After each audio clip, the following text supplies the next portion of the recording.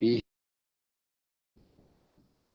حمدا يليق بجلاله الكريم وعظيم سلطانه، حمدا يليق بأسمائه الحسنى وصفاته العلى، حمدا كما يحب ربنا ويرضى. أشهد أن لا إله إلا الله، وأشهد أن محمدا عبده ورسوله وخليله وصفيه، لا نبي ولا رسول بعده. اللهم علمنا ما ينفعنا وانفع علمتنا وارزقنا علما. رب اشرح لي صدري ويسر لي أمري واحلل عقدة من لساني يفقهوا قولي، ثم أما بعد. اللهم لا سهل إلا ما جعلته سهلا وأنت تجعل الحزن إذا شئت سهلا. Alhamdulillah, pada siang kali ini kita masih diberikan oleh Allah kesempatan panjang umur, sehat, dan masih diberikan keistiqomahan untuk selalu meningkatkan ilmu pengetahuan kita tentang dinullah, tentang agama Allah Subhanahu wa taala, yang dengannya kita diciptakan oleh Allah, yang dengannya juga Allah Subhanahu wa taala menciptakan surga dan neraka, dan semua makhluk ini diciptakan untuk mewujudkan terrealisasikannya agama Allah Subhanahu wa taala di permukaan bumi ini, yaitu penyembahan dan penghambaan diri kepada Allah. Kita akan melanjutkan kajian kitab Al-Ubudiyah. Kemarin terakhir kita membahas mana yang terakhir? Wa ammal mu'minuna billahi. Nah, wa ammal mu'minuna billahi wa rasulihi. Baik. Ibnu Taimiyah rahimahullah taala itu pembahasannya masih sekitar masalah hujjah dengan takdir dalam bab maksiat, dan beliau masih pembahasannya dalam bab ini karena banyak sekte atau kelompok itu lahir dari pemahaman kesalahan memahami takdir Allah, sehingga berimbas kepada kelompok-kelompok yang sekalipun mereka ini mengaku diri mereka adalah muslim, namun pemahaman mereka menyimpang di dalam masalah takdir Allah Subhanahu wa taala. Maka beliau di sini akan memaparkan hujah-hujah mereka, betapa batilnya hujah mereka, baik secara nakl itu secara dalil pandangan syariat, atau secara aklun, secara akal, secara rasio yang sehat, itu ternyata tidak bisa diterima. Maka beliau akan melanjutkan kembali, ya, masih pembahasannya. Tolong diingat-ingat pembahasan minggu sebelumnya, itu masalah takdir. Kata beliau, wa ammal mu'minuna billahi wa rasulihi awamuhum wa khawasuhum alladzina hum ahlul kitab. Ini beliau akan membahas tentang orang mukmin yang bermanhaj ahlus sunnah wal jamaah. Kata beliau, adapun orang-orang beriman kepada Allah dan Rasulnya, baik itu orang awam di kalangan mereka, yaitu orang biasa, orang awam, wa khawasuhum, dan orang khusus di kalangan mereka, yaitu orang-orang yang dikasih kelebihan ilmu oleh Allah, para ulama maksudnya. Alladzina hum ahlul kitab. Mereka ini semuanya disebut ahlul kitab. Ahlul kitab maksudnya ahlul Quran.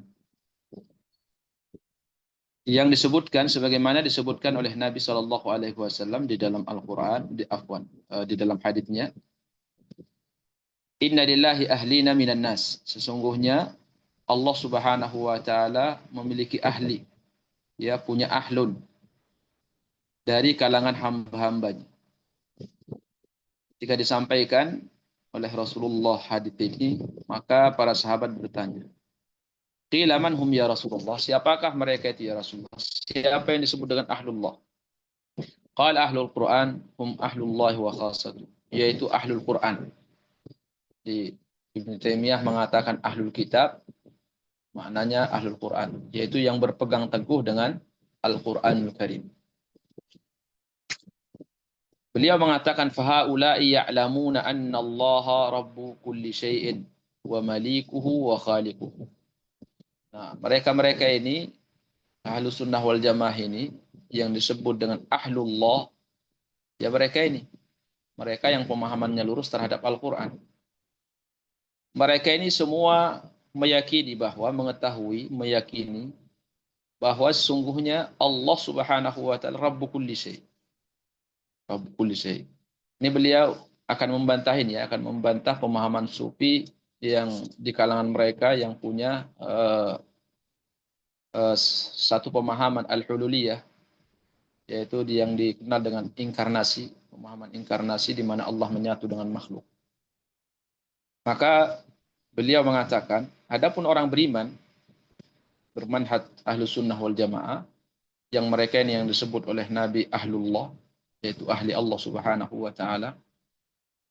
Mereka yakin bahwa, beriman bahwa Allah Subhanahu wa taala Rabbu kulli syai'in, yaitu Rabb semesta alam, Rabb segala makhluk, wa malikuhu, dan raja segala makhluk, wa khaliquhu, dan penciptanya.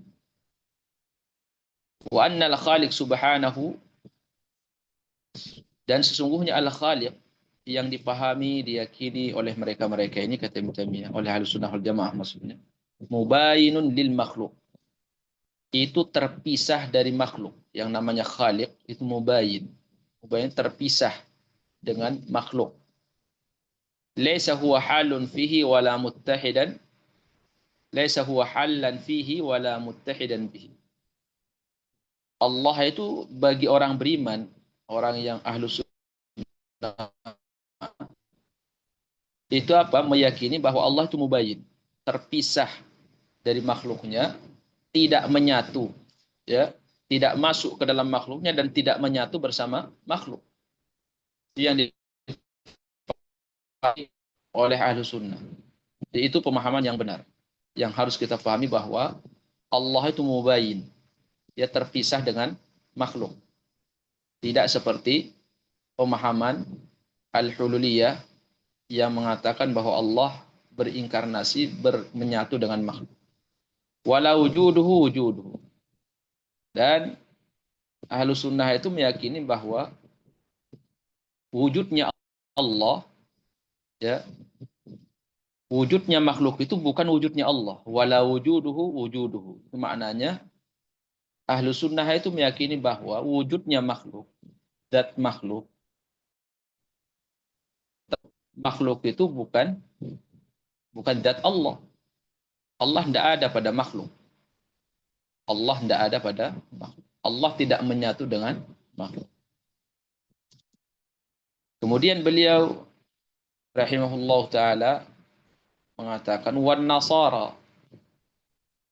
Di dalam Al-Qur'an Allah Subhanahu wa taala menegaskan di antara kekufuran orang-orang Nasrani, wan nasara kaffarahumullahu bi an qalu bil hululi wal ittihadi bil masih khassatan. Orang Nasrani saja itu mereka dikafirkan oleh Allah saat mereka punya keyakinan Allah bil hulul wal ittihad. Allah menyatu dengan Al-Masih Isa alaihissalam. Khassah secara khusus. Jadi orang Nasrani ini, kata Ibnu Taimiyah, dikafirkan oleh Allah disebabkan mereka meyakini, punya keyakinan bahwa Allah itu menyatu dengan Isa. Makanya mereka terkadang mengatakan Isa itu adalah Tuhan. Jadi Isa itu, Allah menyatu dengan Isa. Padahal orang Nasrani ini itu tidak meyakini bahwa Allah menyatu dengan seluruh makhluk. Cuman sama Isa saja keyakinan mereka. Itu saja sudah dikafirkan oleh Allah. Laqad kafara alladhina qalu innallaha huwal masih ibnu Maryam. Sungguh telah kufur, telah keluar dari agama orang yang meyakini Allah menyatu dengan Isa, atau Isa itu adalah Allah. Itu kan maknanya dia meyakini Allah menyatu dengan Isa.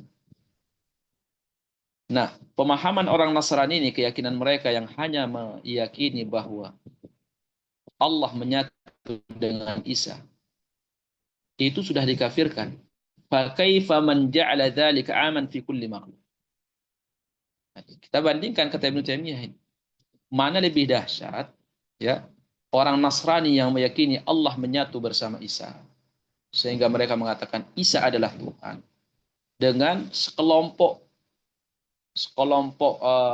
umat Islam yang mengaku umat Muhammad, tapi punya keyakinan bahwa Allah menyatu dengan seluruh makhluk, bukan sekedar sama Isa, tapi dengan seluruh makhluk, yang menyatu dengan kambing, menyatu dengan rumah, menyatu dengan pohon, menyatu dengan binatang, menyatu dengan langit, menyatu dengan bumi.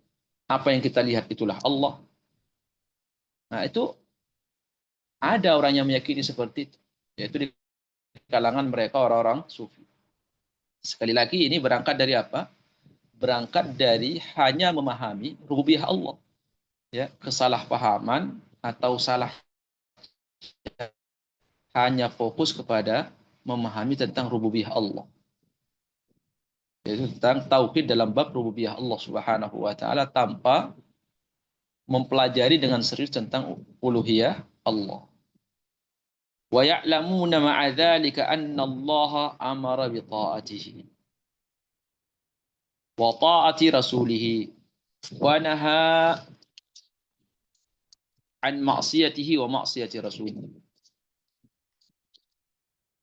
Jadi sekelompok yang mengatakan bahwa Allah menyatu dengan seluruh makhluk, yang pada akhirnya mereka mengatakan bahwa setiap makhluk di situ Allah. Mereka itu juga di waktu yang sama, kata Ibnu Taimiyah, yakin bahwa Allah memerintahkan mereka untuk taat kepada Allah dan taat kepada Rasul-Nya. Dan mereka juga yakin bahwa Allah melarang mereka untuk bermaksiat kepada Allah dan bermaksiat kepada Rasul. Apa tujuan Ibnu Taimiyah mengungkapkan seperti ini? Dia ingin menyampaikan bahwa mereka-mereka ini, orang-orang sufi yang punya pemahaman al-hululiyah atau berinkarnasi, Allah menyatu dengan makhluk, itu kan nanti ujung-ujungnya mereka akan mengatakan bahwa jika Allah ini menyatu dengan seluruh makhluk, jadi saat kita melihat orang yang berbuat maksiat, maka tidak boleh kita tegur. Kenapa? Karena apa yang kita lihat, Allah ada di situ. Makanya sering mereka menggunakan istilah hakikat. Mereka itu orang yang sudah mengetahui hakikat daripada Allah. Jadi ternyata hakikat Allah menurut kesimpulan mereka sudah menyatu dengan seluruh makhluk. Masuk diantaranya pelaku maksiat. Kita melihat siapa saja pada diri dia ada Allah. Di saat dia terjatuh dalam perbuatan maksiat, maka tidak boleh ditegur, tidak boleh dilarang, karena di situ Allah. Allah juga yang menghendaki, Allah yang berbuat. Itu apa mata rantainya seperti itu. Sehingga apa Ibnu Taimiyah mengatakan, padahal mereka ini juga yakin bahwa mereka itu diperintahkan untuk taat kepada Allah dan taat kepada Rasul. Dan yakin bahwa Allah melarang mereka bermaksiat kepada Allah dan kepada Rasul. Ini bagaimana mereka ini diperintah, tahu bahwa mereka diperintah dan dilarang untuk bermaksiat, saat melihat orang yang bermaksiat, mereka punya keyakinan tidak boleh dibenci. Karena itu hakikatnya Allah menghendaki, Allah yang berbuat, karena Allah sudah menyatu dengan makhluk. Jadi tidak boleh dibenci, kata mereka. Mungkin tidak secara akal itu Allah memerintahkan atau melarang kita bermaksiat, kemudian kita disuruh jangan benci sama orang yang berbuat maksiat. Atau kita dilarang oleh Allah bermaksiat, kemudian kita dilarang untuk membenci maksiat, itu kan tidak mungkin. Itu maknanya Allah melarang kita maksiat, berarti Allah membenci maksiat itu. Berarti apa? Kita orang yang beriman disuruh juga membenci maksiat itu. Karena kita dilarang oleh Allah bermaksiat. Maka seluruh macam maksiat itu wajib untuk kita benci. Nah, bagaimana datang sekelompok mengaku umat Muhammad, kemudian mengatakan, tidak usah kita benci ya sama maksiat, ada orang terjatuh dalam perbuatan. Udah biarkan, itu kehendak Allah. Oh, Allah juga menyatu sama makhluk tersebut, sama orang yang bermaksiat. Itu Allah menyatu. Ya, itu pemahaman inkarnasi apa? Inkarnasi atau al-hululiyah ya, al-ittihad. Kemudian Allah Subhanahu mereka juga ini yakin. Ibnu Taimiyah mereka tidak mencintai kerusakan. Apa kerusakan yang paling parah? Kerusakan akidah, kerusakan orang yang itu rusak, nah, rusak. Dia melakukan kerusakan di permukaan bumi. Bagaimana kita tidak membenci orang yang melakukan maksiat, sementara dia membuat kerusakan. Dan kita dan Allah membenci kerusakan itu. Bagaimana ketika ada orang bermaksiat, kita tidak boleh benci. Dengan alasan, karena Allah menyatu dengan dia, dan Allah lah hakikatnya yang berbuat. Itu secara akal tidak bisa diterima. Wala yarda li ibadihil kufra. Dan mereka ini tahu bahwa yakin bahwa Allah tidak ridha hambanya melakukan kekufuran. Apa di antara bentuk kekufuran? Meninggalkan sholat, tidak melaksanakan syariat. Nah, mereka ini yang mengaku sudah sampai kepada tingkat hakikat, punya kesimpulan, tidak wajib lagi untuk taat kepada Allah. Tidak lagi wajib melaksanakan perintah Allah, dan tidak lagi wajib untuk menjauhi larangan Allah. Sementara mereka yakin Allah itu tidak ridho hambanya melakukan kekufuran. Mereka sendiri melakukan kekufuran. Jadi antara keyakinan mereka itu dengan perbuatan mereka ta'aruf atau tanaqud, bertentangan. Mereka yakin Allah tidak senang kekufuran. Di waktu yang sama mereka melakukan kekufuran. Alasannya apa? Salah memahami takdir. Ya. Kemudian berujung kepada apa? Allah menyatu dengan manusia, dengan makhluk. Saat terjatuh dalam perbuatan maksiat, berarti itu perbuatan Allah Subhanahu wa taala. Jadi mereka meyakini bahwa ketika sudah sampai kepada tingkat hakikat, maka saat itulah kita meyakini bahwa Allah ternyata hakikatnya menyatu dengan makhluk. Menyatu dengan makhluk. Hingga melihat maksiat, orang tidak boleh marah. Orang melakukan kufuran tidak puasa atau tidak mau menyembah Allah, tidak boleh marah. Tidak boleh dibenci. Kata mereka. Karena Allah menghendaki itu. Di waktu yang sama mereka yakin Allah tidak ridho hambanya melakukan kekufuran. Wa anna 'alal khalqi ay ya'buduhu fayuti'u amrahu wa yasta'inu bihi 'ala dzalika. Dan mereka juga yakin bahwa namanya makhluk itu wajib menyembah Allah dan wajib taat kepada Allah. Dan mereka wajib untuk minta pertolongan kepada Allah dalam melaksanakan ibadah. Ini mereka ini yakin.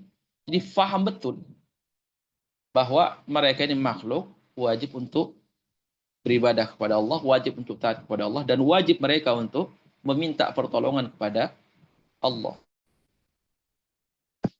Kenapa? Karena Allah berfirman di dalam Al-Quran, iyyaka na'budu wa iyyaka nasta'in. Orang-orang sufi ini, kan mereka juga baca Quran. Mereka juga baca Quran. Sekali lagi, karena pemahaman ini tidak ada yang menjamin. Kalau Quran dijamin oleh Allah akan utus sampai hari yang ditentukan oleh Allah mendekati hari kiamat. Dia akan diangkat. Tapi pemahaman kita terhadap Quran itu, terhadap syariat ini tidak ada yang menjamin. Hanya seorang suruh berusaha untuk belajar. Tidak boleh merasa puas. Wa min ibadatihi wa ta'atihi al-amru bil ma'ruf wan nahyu 'anil munkar bihasabil imkan. Di antara bentuk ibadah kepada Allah. Jadi Ibnu Taimiyah ini bertasalsul ya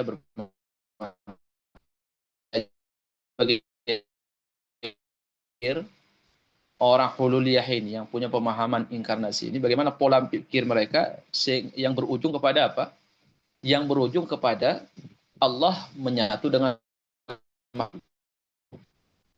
Mereka itu tahu, kata Ibnu Taimiyah, yakin namanya hamba wajib taat kepada Allah.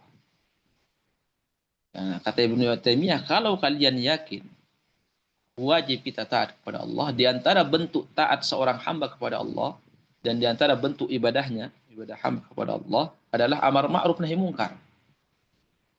Bihasabil imkan, sesuai dengan kemampuan masing-masing. Ya. Wal jihadu fi sabilihi di ahli kufri wan nifaq. Dan di antara bentuknya adalah berperang di jalan Allah,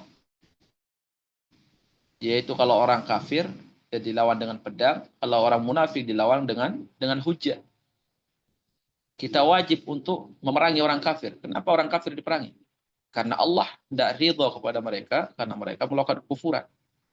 Kenapa orang munafik harus kita benci dan harus kita paksa mereka untuk taat kepada Allah dan Rasulnya?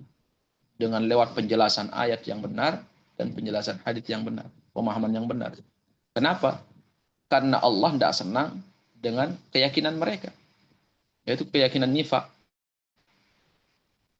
Keyakinan nifak. Allah yang merintahkan kita amar ma'ruf dan nahi mungkar. Berarti apa? Kepada pembahasan di awal, bahwa orang yang melakukan kekufuran dan orang yang terjatuh dalam perbuatan nifak, orang munafik, sekalipun takdir Allah, tapi Allah tidak ridha. Maka orang yang terjatuh dalam kekufuran tidak boleh berhujjah pakai takdir. Buktinya apa? Allah merintahkan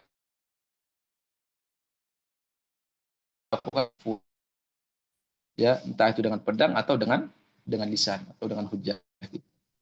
Ini kan jelas ya, jelas tanakut, bertentangannya antara keyakinan mereka sama apa yang mereka lakukan. Fayajtahiduna fi iqamati dinihi musta'inina bihi. Sehingga seorang hamba itu harus bersungguh-sungguh di dalam menegakkan agama Allah. Sungguh-sungguh menegakkan agama Allah. Apa itu? Yang berbuat maksiat dicegah. Jangan tidak dicegah, jangan dibiarkan, beralasan takdir. Tidak boleh.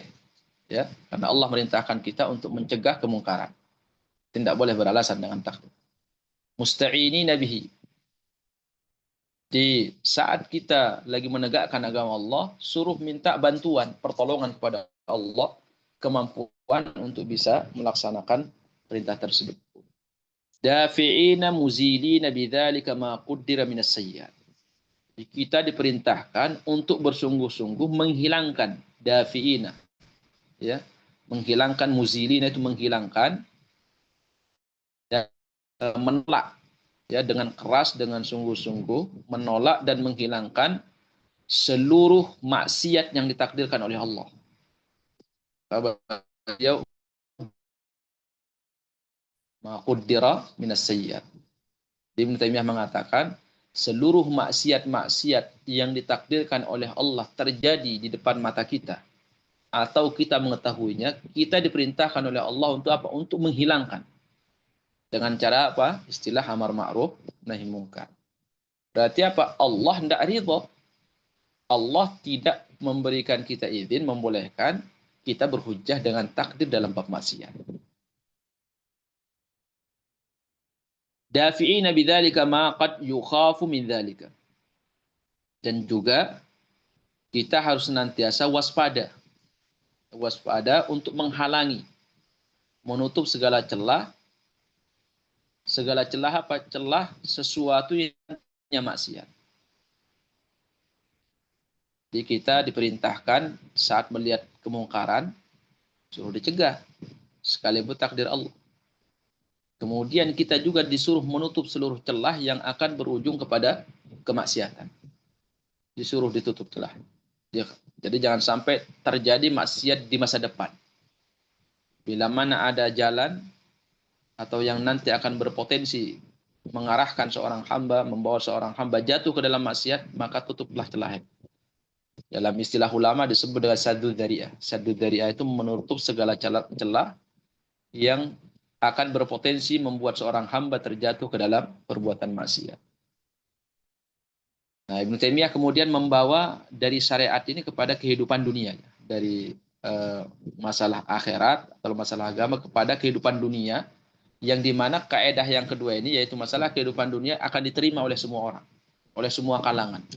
Mulai dari yang ahlu sunnahnya, mulai dari yang sufinya, mulai dari mu'tazilahnya, jabariyahnya akan paham ini, akan terima bagian yang kedua ini. Tapi saat syariat mereka macam-macam alasannya. Tapi saat dibawa ke masalah kehidupan dunia, ternyata mereka apa? Tidak istiqomah juga. Mereka ini juga tidak komitmen dengan pemahaman mereka. Makanya terjadi ta'arud, tanakul. Bertentangan mereka dalam kehidupan mereka itu. Nah, kata Ibnu Taimiyah, coba kita, kalau memang sulit kita memahami ini, kita bawa dalam kehidupan sehari-hari. Kata beliau, kama yuzilul insanul ju'a al-hadira bil akli. Sebagaimana orang menghilangkan rasa lapar yang sedang ada pada diri dia dengan apa? Makan. Dengan makan. Pertanyaannya, kenapa orang yang lapar harus makan? Kenapa dia tidak berhujah? Saya lapar, takdir Allah. Kalau memang Allah menakdirkan saya tidak lapar, tidak lapar. Kenapa dia harus makan? Kenapa dia harus mengambil sebab? Ya, kenapa dia harus mengambil sebab? Kenapa dia tidak berhujah dengan takdir dalam bab kelaparan? Apa bedanya orang terjatuh dalam maksiat ya dengan orang yang kelaparan? Sama-sama takdir Allah. Dalam bab maksiat yang mengatakan, oh ini takdir Allah. Kalau lapar, takdir Allah juga. Tapi ternyata apa? Dia tidak mengatakan, saya lapar, takdir Allah. Terjatuh dalam bab maksiat, entah itu meninggalkan perintah, atau terjatuh dalam larangan Allah Subhanahu wa taala, dia mengatakan takdir. Dan kita pasrahkan semuanya kepada Allah karena takdir Allah yang menghendaki. Tapi saat dia lapar juga, ada yang dia itu tahu takdir Allah, dia tidak mengatakan seperti itu. Nah, ini takdir Allah, biar kita serahkan lapar ini kepada Allah. Kalau memang Allah menghendaki hilang lapar itu hilang. Ternyata tidak seperti itu. Mereka itu tetap berusaha keras untuk apa? Untuk makan. Apa tujuannya makan? Menghilangkan maksiat, menghilangkan lapar tadi yang sedang dia rasakan. Kemudian wa yadfa'u bihil ju'a al-mustaqbal, dan dia juga mengantisipasi jangan sampai ada kelaparan yang akan dia rasakan di masa yang mendatang. Kita saat mau berangkat kerja sarapan dulu. Pertanyaannya, kenapa kita sarapan? Kenapa kita sarapan pas saat mau pergi ke kantor misalnya? Itu kan karena ada kekhawatiran supaya tidak lapar nanti. Lapar itu belum datang. Cuman dikhawatirkan akan terjadi kelaparan kalau kita berjam-jam tidak menemukan makanan. Atau lagi kerja, di sana tidak ada makanan. Maka apa yang kita lakukan? Kita antisipasi itu. Supaya tidak kita rasakan lapar itu, kita makan dulu. Sarapan. Khawatir terjadi lapar. Gimana caranya supaya tidak terjadi lapar itu nanti? Laparnya akan datang. Sekarang kita mau. Begitulah juga dengan syariat. Jadi kita terjatuh dalam perbuatan maksiat dan takdir. Ya. Sekalipun takdir Allah Subhanahu wa taala, kita juga harus berusaha untuk menghilangkan takdir itu. Karena Allah. Nah, bagaimana kalau kita khawatir akan terjadi maksiat di masa yang akan datang? Gimana caranya diantisipasi? Ya kita tutup juga celahnya, sama seperti orang yang persiapan untuk apa? Persiapan dengan dia mempersiapkan makanan, makan dulu, agar apa? Agar tidak terjadi kelaparan. Sama itu. Kehidupan dunia sama kehidupan akhirat atau agama. Wa kadzalika idza ana awanul bardi. Begitu juga ketika datang musim dingin. Ya, ketika datang musim dingin, dafahu bil libas. Pasti orang itu semua sepakat. Caranya gimana? Harus pakai pakaian. Pakai selimut, pakai pakaian tebal. Supaya apa? Supaya hilang dingin itu. Kenapa dia tidak berhujah dengan takdir juga? Nah, ini takdir Allah dingin itu. Allah menghendaki. Kalau Allah menghendaki nanti diangkat sendiri sama Allah. Tapi tidak ada orang yang punya pikiran seperti itu. Sekalipun kita mengatakan takdir, pasti dia beralasan, iya sekalipun takdir, kita harus mengambil sebab, pakai selimut, gitu, pakai baju. Nah kan pertanyaannya sederhana. Kenapa saat kamu terjatuh dalam perbuatan maksiat, kamu juga tidak mengatakan sekalipun takdir Allah, tapi kita harus tobat untuk menghilangkan. Kita tobat, kita hindari, kita buang, kita bertobat kepada Allah. Jangan diam di situ. Kamu harus mengambil sebab juga. Bagaimana maksiat itu minggir dari kamu. Sama seperti saat kamu merasakan dingin. Apakah kamu juga mengatakan takdir Allah? Tidak mau ngambil sebab, tidak ada ikhtiar, tidak ada usaha. Mengambil pakaian yang tebal? Tidak. Nah, ini kan tidak adil ya. Makanya terkadang ulama mengatakan orang yang berhujjah dengan takdir dalam bab maksiat itu sebenarnya orang zalim. Karena dalam bab dunia dia tidak akan melakukan hal yang sama. Jadi dia tidak komitmen. Wa kadzalika kullu matlubin yudfa'u bihi makruh. Maka begitu juga segala sesuatu yang diminta untuk dilaksanakan itu dalam rangka untuk menepis sesuatu yang tidak disukai terjadi. Kita disuruh kita makan agar tidak apa? Agar tidak lapar. Lapar itu tidak disukai, kan disukai. Kita makan supaya menghindari apa? Kelaparan yang tidak disukai. Kita mandi supaya apa? Seger agar tidak ngantuk. Itu tidak disukai. Ya. Dan begitu juga kita ini diminta untuk beramal soleh dan menghilangkan seluruh bentuk apa? Bentuk kemaksiatan. Harus ada ikhtiar, ada usaha. Kama qalu lin Nabi sallallahu alaihi wasallam, ya Rasulullah. Sebagaimana dulu para sahabat mengatakan kepada Nabi, ya Rasulullah, ara'aita adwiyat. Ya Rasulullah, ini obat-obatan yang kami gunakan untuk berobat ya Rasulullah. Waruqan nastarqi biha. Atau jampi-jampi ruqyah-ruqyah yang kami gunakan untuk meruqyah. Wa tuqatan nattaqi biha. Atau ikhtiar kami, ya, ikhtiar yang kami lakukan untuk apa? Untuk menghindarkan kami dari sesuatu yang tidak kami inginkan. Kata mereka, hal taruddu min qadarillahi syai'an. Apakah ikhtiar yang kami lakukan itu mulai dari berobat, kemudian baca doa-doa atau ruqyah-ruqyah gitu ya. Kemudian ikhtiar-ikhtiar yang kami lakukan agar kami terhindar dari sesuatu yang tidak kami inginkan, apakah ini bisa menolak atau bisa menghalangi takdir Allah yang datang kepada kami? Kata Nabi, hiya min qadarillah. Apa yang kalian lakukan itu, ya, apa yang kalian lakukan itu juga takdir Allah. Jadi kita ikhtiar ini juga takdir Allah, kata Nabi. Kita takut sakit, kita berobat. Ya. Kita berobat. Sakit itu saat datang, itu siapa yang menakdirkan? Allah. Baik, karena kita khawatir sakit datang, kita berobat. Nah, perbuatan kita ikhtiar ini, apakah itu katanya bisa menolak sakit itu datang? Kata Nabi SAW, apakah ini kata para sahabat menolak sakit yang datang yang ditakdirkan Allah? Yang akan ditakdirkan Allah atau yang ditakdirkan Allah. Kata Rasulullah, kalian berbuat ikhtiar minum obat itu juga takdir Allah Subhanahu wa ta'ala. Wa fil hadits inna du'a wal bala la yaltaqiyani fa ya'taliyani baina samai wal ardh. Dalam satu hadis disebutkan bahwa antara doa sama musibah, ya, antara doa sama musibah, yaltaqiyan, akan bertemu, fayatalijani, sehingga duanya itu adu antara doa seorang hamba dengan musibah, ya, antara doa seorang hamba dengan musibah. Ada musibah yang turun ke bumi, ya, ada seorang hamba, misalkan Allah Subhanahu wa ta'ala menurunkan ke bumi. Akhirnya ada seorang hamba yang berdoa, ya Allah hindarkan saya dari musibah. Jadi musibah yang turun dari bumi dari langit kemudian doa yang naik ke langit itu nanti akan adu antara langit dan bumi. Adu, ya, mana yang lebih kuat?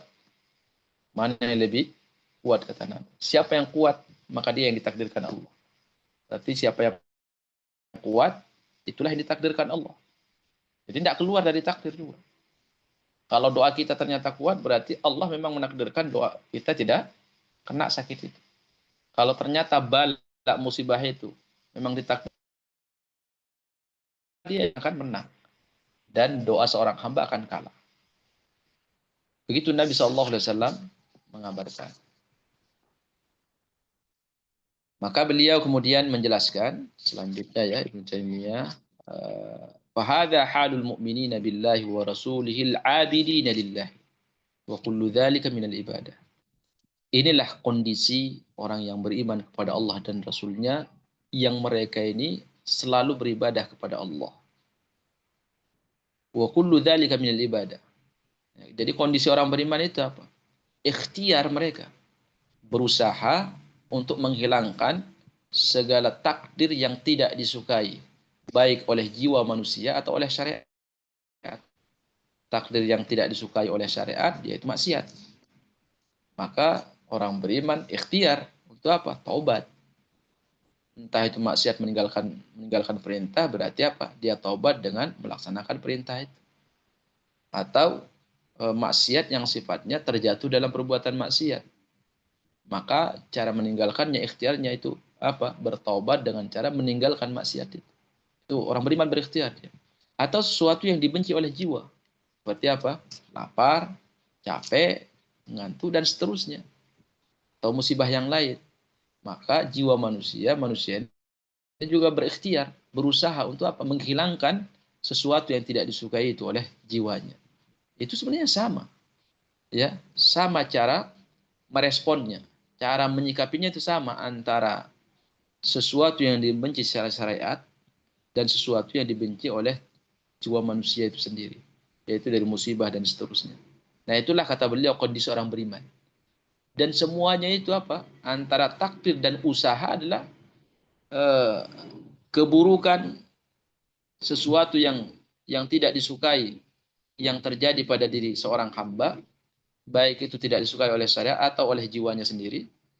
Itu kemudian dia harus berusaha untuk menghilangkan itu semua itu takdir, ya, dan semua itu ibadah kepada Allah.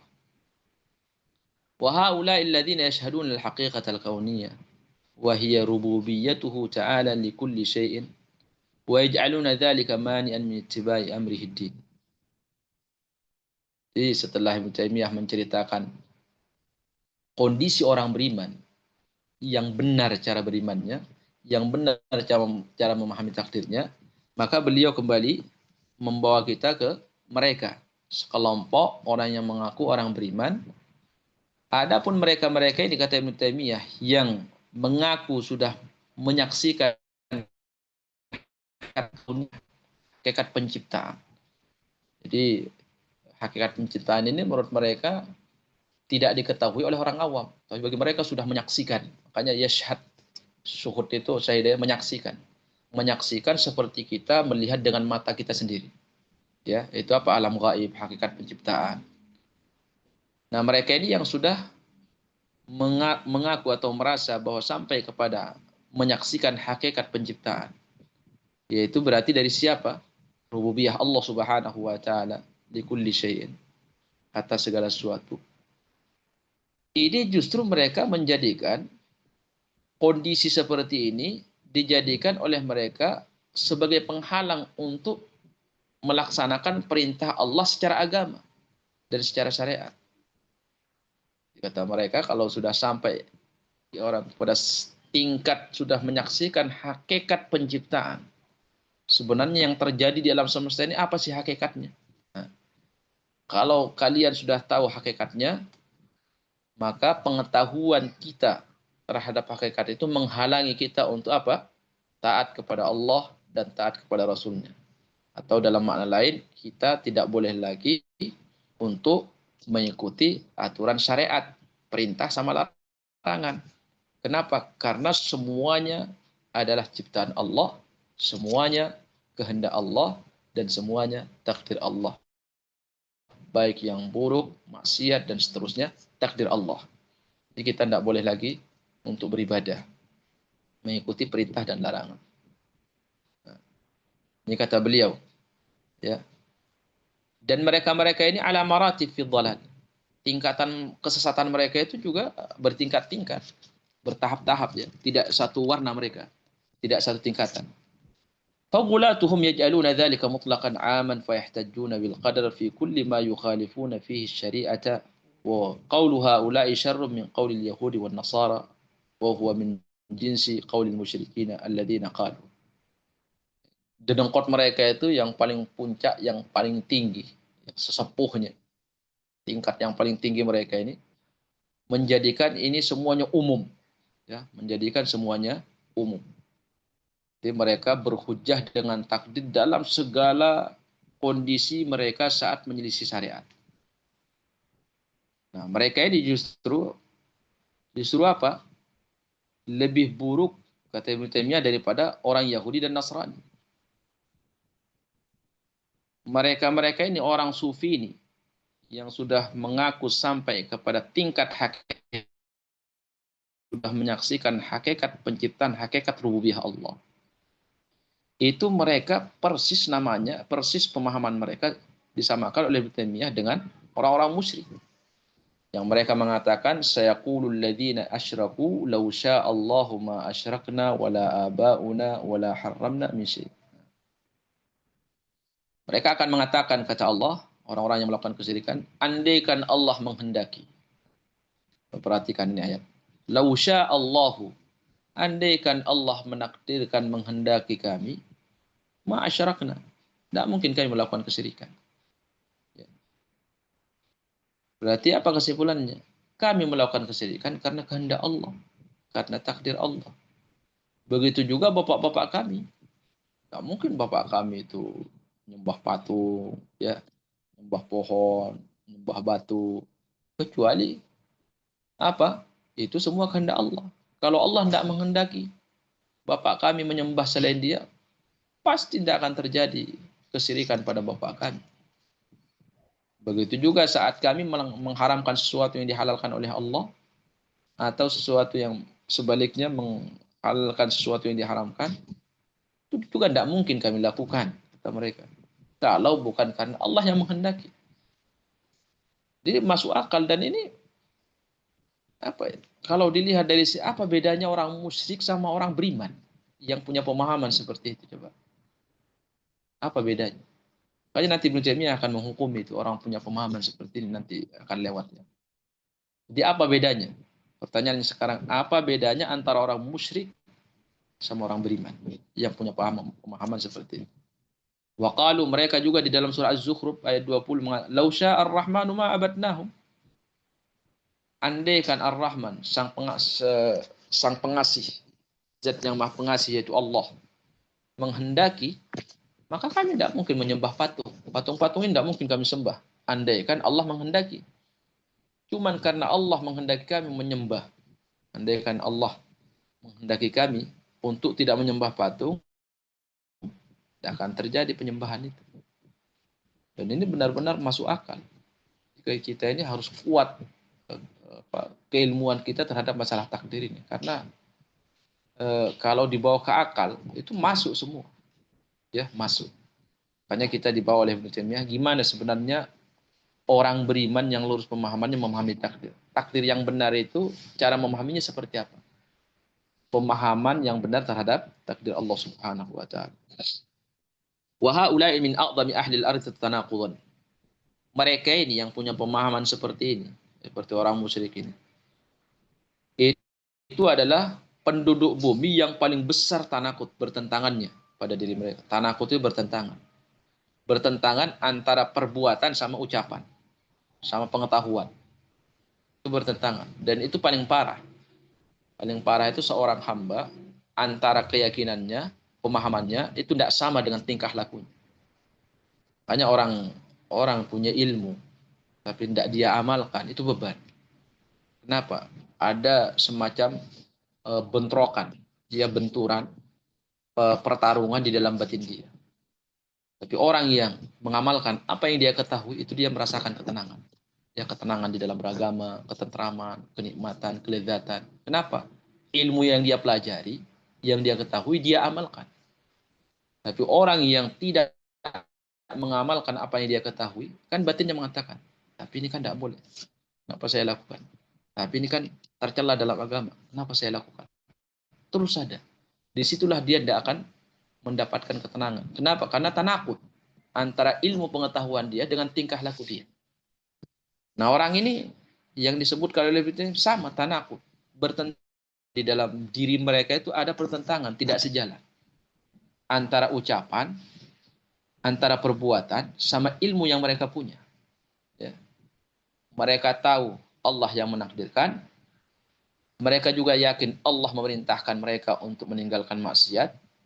Mereka yakin bahwa maksiat itu adalah takdir Allah subhanahu wa ta'ala. Kemudian mereka tunduk kepada takdir, tapi diabaikan, padahal mereka tahu bahwa Allah merintahkan mereka untuk tidak bermaksiat juga, diabaikan itu. Jadi tanakut antara pengetahuan dengan sikap mereka. Ya, bagaimana orang seperti ini akan merasakan ketenangan di dalam beragama apabila ada tanakut, ya, pertentangan di dalam dirinya sendiri.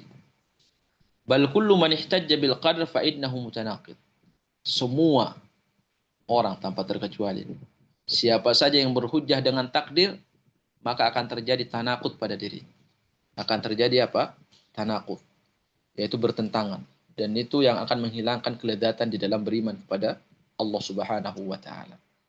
Itu ketika seorang berhujjah dengan takdir dalam bab maksiat, tapi dalam bab dunia tidak mau berhujjah dengan takdir. Maksiat dia tidak mau ikhtiar untuk bertaubat, tapi dalam bab dunia dia berusaha keras untuk menghilangkan apa yang dia tidak suka. Sekalipun dia tahu semua, yakin itu semua takdir Allah Subhanahu wa taala. Fa innahu la yumkinu ay yuqirra kullu adamiyyin ala ma fa'ala. Dalam kehidupan sehari-hari. Coba kita perhatikan, karena memahami takdir dalam pandangan syariat itu, dalam jalur syariat, itu persis sama halnya dengan kita memahami takdir dalam kehidupan sehari-hari. Kata Ibnu Taimiyah rahimahullah, tidak mungkin orang itu membenarkan semua apa yang dilakukan oleh orang lain. Tidak mungkin seseorang itu membenarkan semua perbuatan yang dilakukan oleh orang lain. Fala Buddha, beliau mengatakan, fala Buddha pasti, idza zalamahu zalim, kalau ada orang yang menzalimi dia, au zalaman nasa, zalim, atau dia melihat ada orang zalim menzalimi orang lain, ya. Wasa'a fil ardi bil fasad, atau dia melihat ada orang yang membuat kerusakan di permukaan bumi, atau wa akhadha yasfiku dima'an nasi, atau dia melihat ada orang yang menumpahkan darah orang lain, wa yastahillul furud, atau ada orang yang memperkosa orang lain, wa yuhlikul hartha wan nasla, atau orang yang menghancurkan keturunan, wa nahwa dzalika min anwa'idh dharar, atau madarat-madarat yang lain, maka ayyadfa hadzal qadar, dia tahu tuh takdir Allah. Jadi Ibnu Taimiyah mengatakan, kalau orang melihat orang zalim, sekalipun dia tahu itu takdir Allah Subhanahu wa taala, pasti dia akan berusaha untuk menghilangkan kezaliman itu. Atau dia dizalimi sama orang, dia tahu itu takdir Allah, orang itu berbuat zalim kepada dia, takdir Allah. Tapi bagaimana respon dia? Apakah dia berhujjah dengan takdir? Anda usah dibenci si fulan saat menzalimi kita karena itu takdir Allah. Tidak. Fitrahnya itu akan bangkit. Sekalipun takdir Allah, tapi harus kita hilangkan kezalimannya. Kita harus ikhtiar, berusaha untuk supaya dia tidak zalim. Ada orang yang membunuh, dia tahu itu takdir Allah, tapi fitrahnya pasti akan mengatakan, tidak boleh kamu biarkan, kamu harus usaha menghilangkan pembunuhan itu. Ada orang berzina, dia tahu takdir Allah, tapi fitrahnya akan bergerak untuk memerintahkan dia, Kamu harus hilangkan itu. Itu fitrah dia. Sekalipun itu takdir, yadfa. Dia harus hilangkan. Wa ayyu aqibadh dhalima bima yakufu udwan amthalihi. Dan dia pasti akan memberikan pelajaran, sanksi kepada orang yang berbuat zalim. Pertanyaannya, kenapa dia harus menghukum orang yang berbuat zalim? Kenapa dia harus menghentikan kezaliman orang? Jika boleh, bukankah itu takdir Allah? Nah, jika boleh berhujjah dengan takdir, maka tidak layak dia menghentikan kezaliman yang terjadi yang dia lihat di depan matanya. Biarkan saja. Katakan saja saat dia ada yang menzalimi dia, itu takdir Allah. Kalau Allah menghendaki, dia tidak akan menzalimi saya. Melihat perzinahan, dia katakan takdir Allah. Allah menghendaki itu terjadi. Jika Allah menghendaki, perzinahan itu akan diangkat oleh Allah. Ada orang yang membunuh orang lain, dia mengatakan itu takdir Allah, biarkan saja. Karena Allah menghendaki. Jika Allah tidak menghendaki, maka akan dihilangkan pembunuhan itu oleh Allah. Tidak ada orang yang akalnya itu sehat, tidak mungkin punya cara pandang seperti itu tidak mungkin. Maka kata Ibnu Taimiyah rahimahullah, kalau bab ini kalau ditanya pasti sepakat semua orang, semua tabaqah, tingkatan-tingkatan dan kelompok-kelompok akan sepakat bahwa yang berbuat zalim harus dihilangkan kezalimannya. Padahal mereka yakin takdir Allah Subhanahu. Fayuqalu lahu, jika dalam bab ini kita sepakat ya harus berikhtiar dan berusaha untuk menghilangkan kerusakan-kerusakan yang tadi kita lihat di depan mata kita. Maka in kana al-qadar hujjah, kata beliau, jika memang takdir itu boleh dijadikan sebagai hujjah, pada kulla ahadin yaf'al ma yasha'u bika. Jika kamu akan mengatakan takdir boleh kita jadikan sebagai hujjah dalam bab maksiat, ya udah, dak kulla ahadin yaf'al ma yasha'u bika. Maka kamu tidak boleh untuk marah saat ada orang menzalimi kamu. Tidak boleh kamu marah. Ya, misalkan kata beliau, wa illam yakun hujjah batala aslu qaulika. Tapi kalau kamu mengatakan itu bukan hujjah, maka batillah alasan kamu. Jadi kata Ibnu Taimiyah, kalau takdir bisa kita jadikan sebagai hujjah dalam bab maksiat, sekarang saya tanya kamu, kata Ibnu Taimiyah, ada orang memukul kamu, apakah kamu akan mengatakan ini takdir Allah? Kalau katakan bahwa ini takdir Allah dan kita tidak boleh untuk menghilangkan takdir ini, ya udah, kamu harus diem.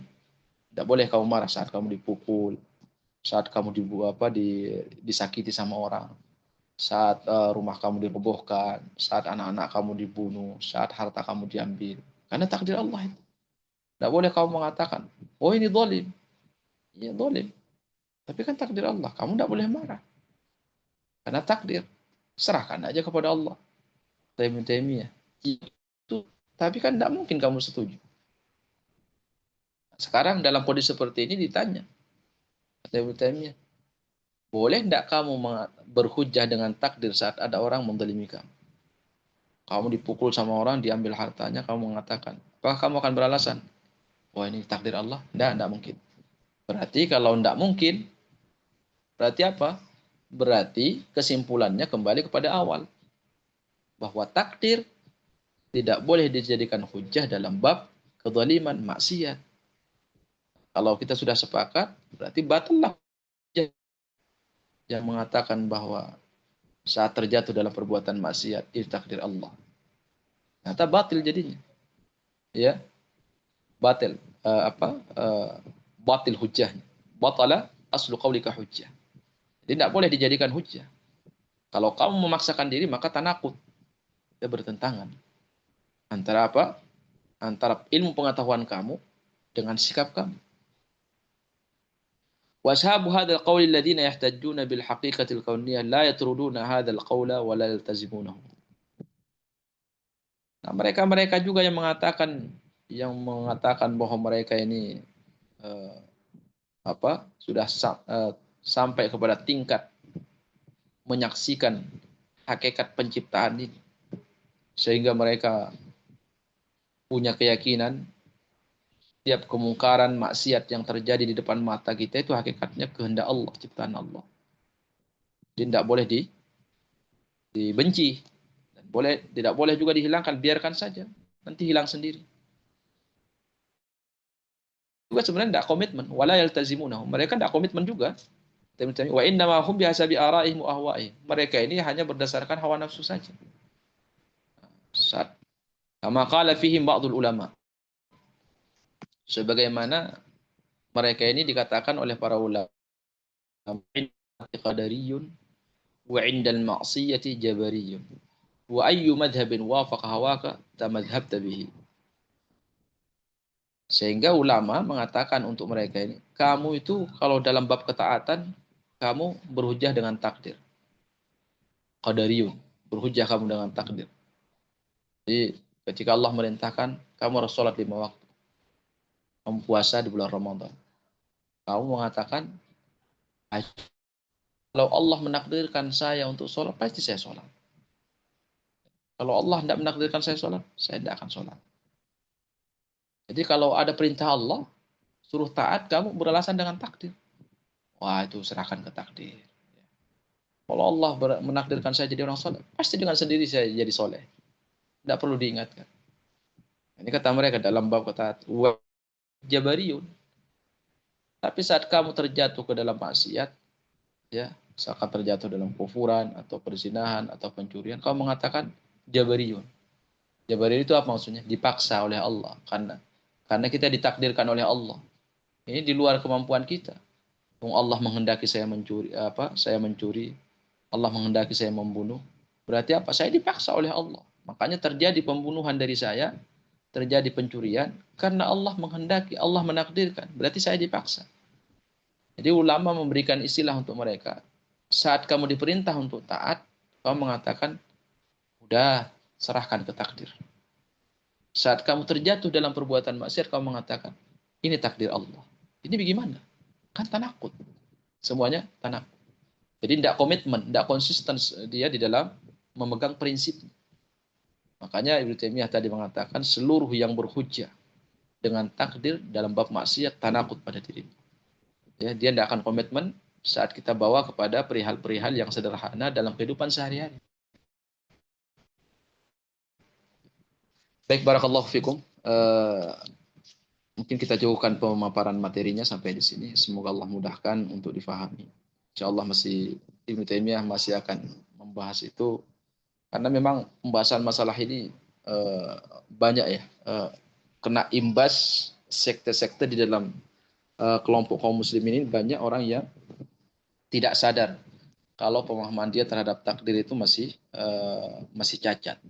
Makanya terus kita harus belajar agar apa? Agar takdir ini benar-benar kita faham seperti yang diinginkan Allah dan Rasulnya, dan bagaimana para sahabat, ulama salaf, ahlus sunnah wal jamaah memahami takdir itu sesuai kehendak Allah Subhanahu wa taala dan sunnah Nabi sallallahu alaihi wasallam. Baik, barakallahu fikum. Pemaparan materi sudah habis waktunya. Sesi tanya jawab saya serahkan ke Abu Arkan. Tafadhal Abu Arkan. Ya, Ustaz. Jazakallahu khairan wa barakallahu fiik wa Nah, ahsanallahu ilaik atas ilmu yang telah disampaikan oleh Al-Wa Allahumma Iman. amin. Semoga menjadi ilmu yang bermanfaat bagi kita semua, dapat dipahami, diamalkan, serta didakwahkan. Semoga Allah Ta'ala memberikan hidayah dan taufik pada kita semua. Amin ya rabbal alamin. Tapi selanjutnya kita masuk ke sesi tanya dan jawab. Pada jemaah yang ingin bertanya langsung pada Ustadz, dipersilahkan, dan juga yang mau bertanya melalui chat, nanti insya Allah akan dibacakan juga. Tafadhol.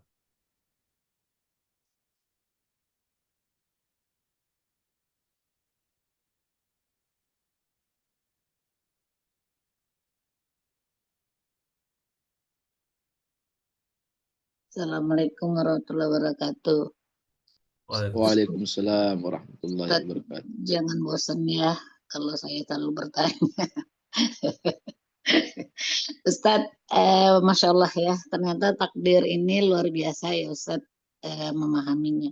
Boleh nggak Ustadz, artinya dengan pemahaman yang sangat sederhana bagi diri ini untuk tidak salah dalam memahami takdir. Jadi kaedah yang harus disampaikan khususan pada diri saya untuk tidak terjatuh takdir. Artinya gini kan, tidak boleh berhujah bahasanya kan gitu terhadap kemaksiatan ataupun sesuatu yang buruk gitu kan Ustaz kepada takdir. Nah, bisakah dengan menggunakan kaedah bahwa karena Allah itu memiliki nama yang husna. Artinya karena sesuatunya, nama Allah, perbuatan Allah, sifat Allah itu husna. Sehingga sesuatu keburukan tidak boleh disandarkan kepadanya. Bagi saya itu menjadikan kaedah sehingga tidak berhujah kepada sesuatu yang buruk kepada Allah Ta'ala dengan bahasa husna tadi Ustaz. Bisakah itu menjadi kaedah memudahkan saya untuk memahaminya? Begitu Ustaz. Iya, Masya Allah ya, itu satu saya akan merespon tadi masalah bosan ya. Jadi sifat bosan itu kata Amr bin As min sayyi'il akhlak. Jadi di antara akhlak yang buruk itu di dalam agama adalah itu sifat bosan. Jangan sampai orang punya sifat bosan, apalagi bosan dalam beramal soleh. Itu dihindari oleh para ulama. Para ulama takut sekali namanya bosan. Semoga Allah mengangkat sifat bosan itu dari diri kita sendiri, apalagi bosan dalam bab amal soleh. Nah, jadi untuk menyederhanakan ini masukan dari Bu Meti, ya semoga menjadi memudahkan yang lain yang mungkin tadi sulit memahami apa yang disampaikan oleh Ibu Taimiyah, atau mungkin terlalu panjang. Kan biasanya setelah panjang itu kan kesimpulan gitu ya, inti. Ya ini berarti memberikan sebuah rumus ya, rumus bahwa maksiat tidak boleh kita sandarkan kepada Allah sebagai salah satu kesimpulan, karena Allah memiliki sifat, nama dan perbuatan yang husna, yang baik. Husna itu adalah puncak kebaikan dan keindahan yang tidak ada lagi yang lebih indah daripada perbuatan dan sifat serta nama Allah Subhanahu wa taala. Iya benar. Jadi kesimpulan Bu Meti ini benar. Tidak boleh kita menyandarkan maksiat itu atau yang buruk-buruk kepada Allah Subhanahu wa taala. Karena itu nanti keyakinan seperti keyakinan kaum Nabi Musa alaihissalam. Kalau ada yang buruk mereka mengatakan ini dari Allah Subhanahu wa taala dan seterusnya, atau mereka sandarkan kepada Nabi Musa alaihissalam. Itu tidak boleh. Jadi menyandarkan yang buruk-buruk kepada Allah itu tidak boleh. Dan ini ditegaskan juga di dalam Al-Quran, surah Al-Jin ya. Jadi kata sekelompok jin yang saat itu heran kenapa mereka saat mau mencuri pendengaran lagi tentang wahyu, itu mereka sudah disambar anak panah. Akhirnya mereka mengatakan, la nadri asyarrun urida biman fil ardi am arada bihim rabbuhum rasyada. Kami tidak tahu ini kenapa saat ini tidak sama seperti sebelum-sebelumnya. Sebelum-sebelumnya kami dan luasa itu naik mencuri anak api pakai panah api. Tapi sekarang kenapa kok pada kayak padat panah apinya menyambarkan? Akhirnya mereka mengatakan, kami tidak tahu ini. Apakah penduduk bumi dikehendaki pada diri mereka keburukan, atau roh mereka menghendaki bagi mereka hidayah. Disimpulkan oleh ulama itu, ini jin, sekelompok jin aja yang saat itu belum beriman. Karena disebutkan kan belum beriman mereka. Masih kafir ya, sekelompok. Mereka mengatakan, apakah penduduk bumi ini akan dikehendaki pada diri mereka keburukan? Jin ini tidak mengatakan, apakah Allah menghendaki keburukan kepada penduduk bumi. Jadi ketika mereka ingin menyebutkan keburukan, menggunakan bahasa, apakah akan dikehendaki keburukan untuk penduduk bumi. Jadi mereka tidak mau menyandarkannya kepada Allah. Subhanallah ya. Tapi ketika berbicara masalah kebaikan dan petunjuk, baru mereka mengatakan syahadat. Atau roh mereka menghendaki hidayah bagi mereka. Nah, jin ini tahu itu semua perbuatan Allah. Tapi saat keburukan mereka hilangkan nama Allah. Apakah penduduk bumi dikehendaki bagi mereka? Dia tidak menyebut Allah menghendaki. Jadi tidak menisbatkan perbuatan buruk kepada Allah Subhanahu wa taala yang sesuatu yang buruk. Tapi saat berbicara masalah hidayah, am arada bihim rabbuhum rasyada. Jadi kesimpulan Bu Meti ini sesuai dengan ayat firman Allah Subhanahu wa taala ketika mengisahkan kelompok jin yang heran kenapa panah api itu sudah mulai padat menyambar mereka saat mereka ingin melakukan kebiasaan yang biasa mereka lakukan, yaitu mencuri pendengaran dari barakallahu fikum. Tafadhal. Barakallah. Alhamdulillah. Jazakallah khair Ustaz. Alhamdulillah. Wa iyyakum jazakumullahu khairan. Baik, jazakumullah khairan wa barakallahu fikum atas pertanyaan dari jamaah dan juga jawaban dari Juga Al-Ustaz. barakallahu barakatuh. Baik, selanjutnya bagi yang ingin bertanya kembali dipersilakan.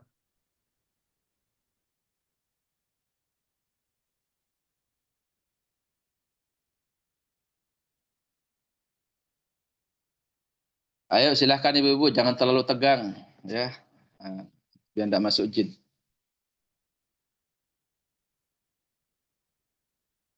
Yang santai saja, yang santai belajar. Relax.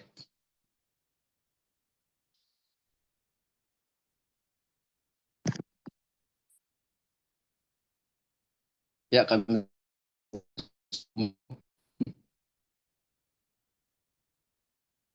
Afwan Ustaz tadi terputus Ustaz, kenapa Ustaz? Ya, kita sabar menunggu. Oh, nah kita tunggu dulu Ustaz ya. Mungkin kalau Iya, tidak mau bertanya langsung mungkin lewat chat nanti insya Allah Anda bacakan. iya, betul.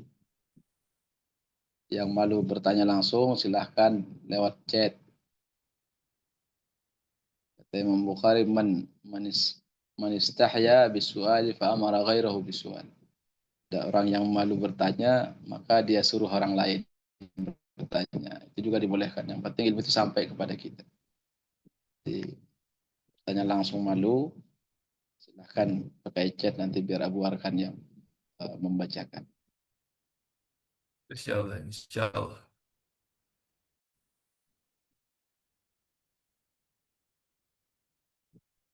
Bagaimana kabar Abu Arkan? Antum sehat? Alhamdulillah sehat Ustaz. Sehat, Masya sehat. Allah. Anak-anak gimana? Alhamdulillah sehat semua Ustaz. Alhamdulillah. Insya Allah. Ustaz juga Semoga sekeluarga sehat Ustaz. ya. Sekeluarga sehat juga Ustaz ya. Alhamdulillah. Semoga antum tidak bosan ya. Bantu ibu-ibu ini, bantu kita. Semoga antum juga tidak bosan, kata Bu Meti. Allahumma amin. Ngapelin ini semua. Semoga. Nah ini Ustaz, apa namanya sambil ini ya menunggu Ustaz ya. Ini masalah Ya, istiqomah Ustaz. Kalau istiqomah itu apakah istiqomah itu tidak boleh terputus Ustaz? Maksudnya harus tetap continue, tidak boleh berhenti sama sekali, maka dinyatakan tidak istiqomah Ustaz. Apa boleh kita misalnya sekali misalnya kita lagi futur Ustaz berhenti dulu habis itu mulai lagi Ustaz, apa itu masih dibilang istiqomah apa enggak Ustaz? Kalau seperti itu Ustaz. Apa benar-benar harus ya. continue terus baru dibilang istiqomah Ustaz? Enggak, kalimat istiqomah itu intinya istiqomah itu kan berjalan di atas kebenaran dan kebaikan yang selalu menuju maknanya kepada peningkatan ketakwaan seorang kepada Allah Subhanahu wa taala. Itu makna istiqomah dulu. Nah, apakah orang yang futur tidak disebut istiqomah? Enggak. Jadi di dalam salah satu hadis yang diriwayatkan di dalam Kutubus Sunan. Jadi kata Rasulullah sallallahu alaihi wasallam, "Inna likulli amalin syarratun, syurratun, wa likulli syurratin fatrah." Jadi setiap amalan itu ada masanya dia semangat beramal. Nah, likulli syurratin itu fatrah, dan setiap semangat itu ada masanya dia futur. Nah, disinilah yang nanti akan menentukan apakah orang itu istiqomah atau tidak. Apakah orang itu istiqomah atau tidak. Faman kanat fatratuhu ala sunnati naja. Kata Nabi, barang siapa yang saat futur masih berada dalam koridor sunnahku, kata Nabi, maka itulah orang yang selamat. Karena dia masih disebut orang istiqomah. Waman kanat ala ghairi dzalika halaka. Siapa yang saat futurnya tidak berjalan di atas sunnahku, maka itu ciri orang celaka. Berarti orang yang tidak istiqomah. Jadi kesimpulannya apa? Kesimpulannya hadis ini diperjelas oleh Umar bin Khattab dalam sebuah ungkapannya. inna lil nufus laha iqbalun wa idbar. Kata Umar juga memperjelas makna hadis Nabi juga. Sesungguhnya jiwa ini ada saat-saatnya dia maju terus, maju. Ringan di berbuat amal soleh. Maju. Dan ada saatnya dia idbar, ada saatnya dia itu apa? Ya, futur. Maka Umar mengatakan, idza aqbalatin nufus fa'alzimuhu bin nawafil. Kalau jiwa kalian itu lagi semangat beramal, maka amalkan semua yang dari yang wajib sama yang sunnah-sunnah juga diamalkan. Karena panen pahala gitu.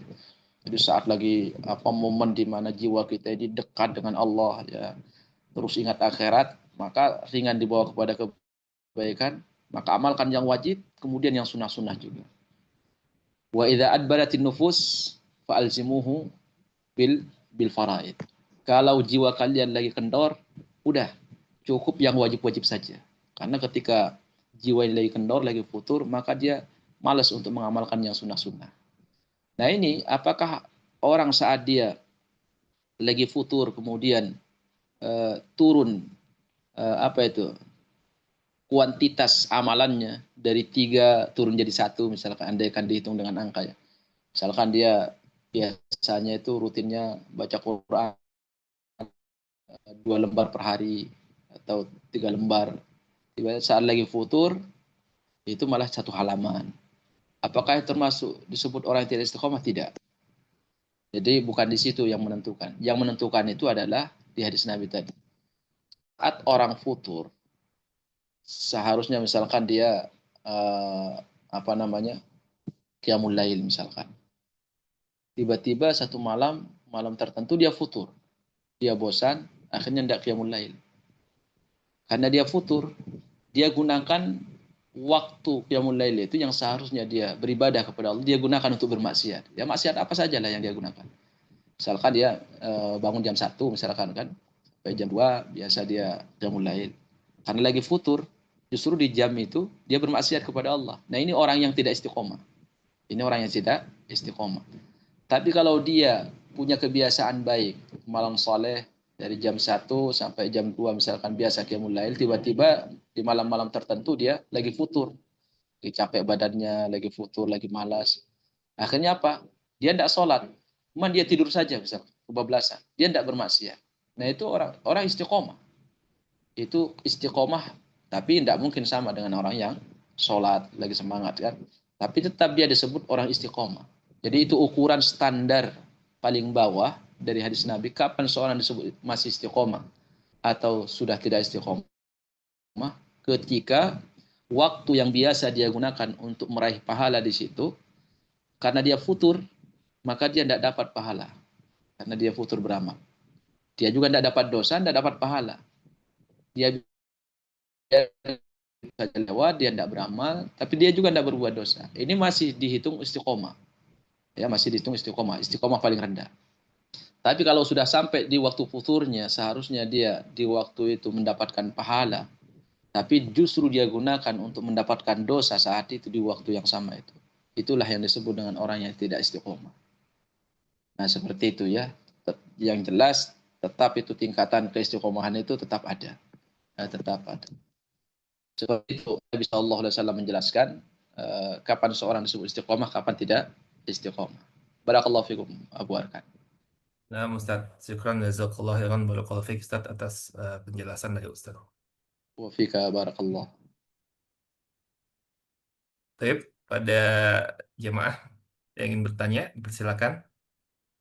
Ustadz, kalau nggak ada yang bertanya, saya boleh tambah 1 pertanyaan ya, Ustadz?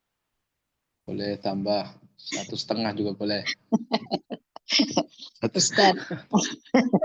1/4 juga boleh. Ustadz lagi berbaik hati. Ustadz bahasanya gini Ustadz, ubudiyah ini kan sesuatu hal banget ya Ustadz, penghambaan diri ya. Iya.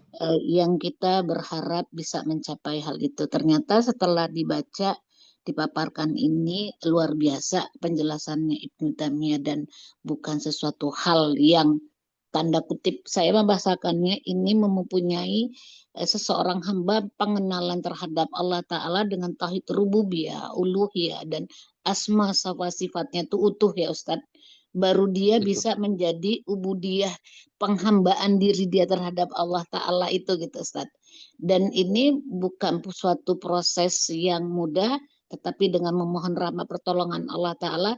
Bahasanya ini kan yang bahasan ini ternyata kan banyak sekali yang memahamin salah gitu loh kan Ustadz. Luar biasanya, sehingga Nah. untuk mencapai sesuatu ubudiyah itu, wah luar biasa ya Ustadz. Saya membahasakannya gini, ini harus utuh secara betul-betul memahami. Makanya saya bilang, nanti salah dalam penyandaran kepada Allah Ta'ala itu menjadi hilangnya iman kita gitu lah. Penamaannya menjadi bukan Betul. penghambaan, tetapi penamaan pengganti jadi negatif gitu loh Ustadz. Betul. Masya Allah, mudah-mudahan Allah memberikan kita betul-betul istiqomah bisa membahas ini, sehingga berharap penamaan ini dapat kita sandang gitu loh Ustadz. Itu yang saya Betul. pahamin dari penjelasan ini, agak rada rasa Masya Allah luar biasa ya. Artinya nih Ibnu Taimiyah yang tadinya saya tidak pernah berpikir adanya pemahaman-pemahaman yang demikian secara akal. Artinya orang awam aja seperti tadi, kalau ketaatan untuk perkara taat dia menyandarkan menjadi Qadariyah, Jabariyah. Itu tuh pemahaman Jabariyah, Qadariyah itu kan sudah kita dapat, tapi penyandarannya itu luar biasa ternyata Ustadz ya. Iya, betul. Ya, Luar alhamdulillah. biasa Ustadz. Ya. Ya itulah pentingnya kita selalu istiqomah belajar terus, karena ilmu ini benar-benar luas dan kita juga semakin banyak ilmunya semakin berpeluang untuk derajat ketakwaan kita itu naik. Makanya pesan-pesan orang-orang soleh sebelum kita itu kan pesannya sangat sederhana gitu. Kata mereka, coba kita pikir, hampir semua orang itu kan memikirkan kehidupan dunianya itu akan meningkat.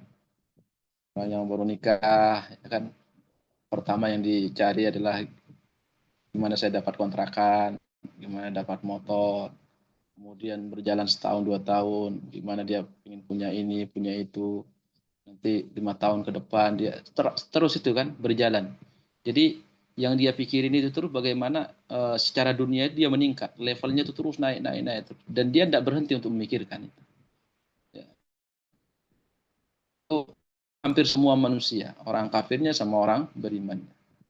Maka begitu juga kita ini kan diminta juga di dalam agama ini, karena kita kan ini hakikatnya berjalan menuju Allah ya dengan jiwa kita. Hasan al-Basri, nufusukum matayakum fa aslihu nufusakum tuballighukum ila rabbikum. Jiwa kalian itu kan kendaraan kalian. Kata Hasan al-Basri, menuju Allah Subhanahu wa taala. Maka perbaikilah selalu jiwa kalian agar kendaraan kalian ini, yaitu jiwa kalian, bisa membuat kalian sampai kepada Rabb kalian. Jadi kita juga diperintahkan untuk mikir terus, ya gimana caranya saya ini agama saya naik, agama saya naik. Bukan sekedar dipikir sekilas itu terus hilang, dipikir sekilas terus hilang, tapi ada kesungguhan untuk mencari bagaimana caranya, harus maksimal, bagaimana naik terus dari mukmin, dari muslim mukmin, nanti ihsan puncaknya itu kan, seperti itu, dari mukmin, muslim, mukmin, kemudian ihsan, Islam, iman, ihsan. Nah, itu kan harus dipikirkan. Nah, kalau kita ini sebenarnya adil ya, sama antara cara mikir dunianya sama mikir akhiratnya, insya Allah kita jadi wali. Wali yang super gitu. Kalau ini kan mungkin walinya wali rendah. Karena semua hamba Allah yang beriman kepada Allah itu wali Allah Subhanahu wa taala. Cuman nanti ada tahapan tingkatan-tingkatan kewalian itu. Nah, cuman dalam bab agama ini terkadang kita mikirnya sedikit. Jadi agama kita dikasih porsi sedikit, dan akhirnya agama kita la yataqaddam wa la yata'akhkhar, enggak maju enggak mundur gitu ya. Di situ aja, lari di tempat. Sementara dunia kita ini meroket ke atas kan, meroket ke atas. Kenapa? Karena kita pikirkan, bahkan kita terkadang cari akal gimana caranya ngakalin ini supaya meningkat kan gitu dunia. Nah, kita ini dalam bab agama ini ya apa adanya gitu. Nah, itu yang terkadang kalau kita punya pemahaman seperti itu, cara pandang seperti itu, ya nanti agamanya standar terus gitu. Kan rugi kalau kita hidup di dunia ini dikasih waktu puluhan tahun oleh Allah, orang-orang soleh pada berjalan menaikkan menaikkan tingkat ketakwaannya kepada Allah, derajatnya di surga dinaikkan terus dengan amalan saleh, berusaha terus bagaimana caranya naik setinggi-tingginya sampai kepada surga Firdaus. Sementara kita ini udah ridho lah, ya, puas dengan yang bawah gitu kan. Nanti hari kiamat baru kita akan tahu bagaimana kita akan menyesalnya pada hari kiamat, iri kepada orang yang berada di atas kita. Nah, itu dengan cara apa kita harus bisa seperti itu? Bukan sekedar merenung, tidak. Tentunya diikuti dengan talabul ilmi. Talabul ilmi memang paling enak itu baca kitabnya orang-orang ulama dulu, ya. Kenapa? Karena kitab ulama itu pakai tinta keikhlasan. Beda kalau sekarang ini rata-rata orang ngarang kitab tujuannya untuk bisnis kan, tijarah, untuk ini, untuk ini. Kalau ulama dulu itu murni, itu adalah untuk Allah Subhanahu wa taala. Makanya ulama mengatakan buku-buku klasik para ulama itu kalau dibaca itu langsung nyentuh dia. Jadi ada suasana di dalam hati bahwa kalimat ini keluar dari hati yang ikhlas gitu. Jadi kalau buku-buku sekarang ini kita baca itu rata-rata yang dibayangkan itu bisnisnya kebanyakan. Hanya kitab-kitab seperti kitab Taimiyah, ulama-ulama dulu itu kita baca karena keilmuan mereka luar biasa gitu. Mereka ini orang yang sudah berpengalaman, yang melewati bagaimana cara menata jiwa sampai kepada puncak yang mereka rasakan. Nah, kita ambil pengalaman mereka itu. Barakallahu fikum. Tapi ada yang lain pertanyaan dari ibu-ibu yang lain Ada Ustadz sebelum dari chat, Ustadz. Ada ya, yang chat nih ya Ustadz. silakan. Ya, Afwan. anak bacakan Ustadz ya. Fadal, Bismillah, fadal. Bismillah, Afwan Ustadz, izin tanya. Ketika kejadian yang kita lalui, boleh kita sandarkan kepada takdir Allah dan kita harus memahami ketika kejadian yang kita lalui boleh kita sandarkan kepada takdir Allah dan kita harus bisa memahami takdir sesuai tuntunan. Pertanyaan saya, bagaimana cara saya menjaga keseimbangan antara usaha dan pasrah dalam menghadapi takdir? Yang kedua, Ustadz, apa satu-satu dulu, Ustadz? Uh, Putus-putus suaranya, Oh ya, Abah. nah, Afwan. Saya ulangi lagi, Putus-putus. Ustadz ya. Coba Ketika kejadian ya. kita lalui, boleh kita sandarkan kepada takdir Allah dan kita harus bisa memahami takdir Allah sesuai tuntunan. Pertanyaan saya, yang pertama, bagaimana cara saya menjaga keseimbangan antara usaha dan pasrah dalam menghadapi takdir? Itu pertanyaan yang pertama, Ustadz. Lalu yang kedua, apa Ya. ada hubungan antara perbuatan saya sebelumnya dengan kesulitan yang saya alami sekarang?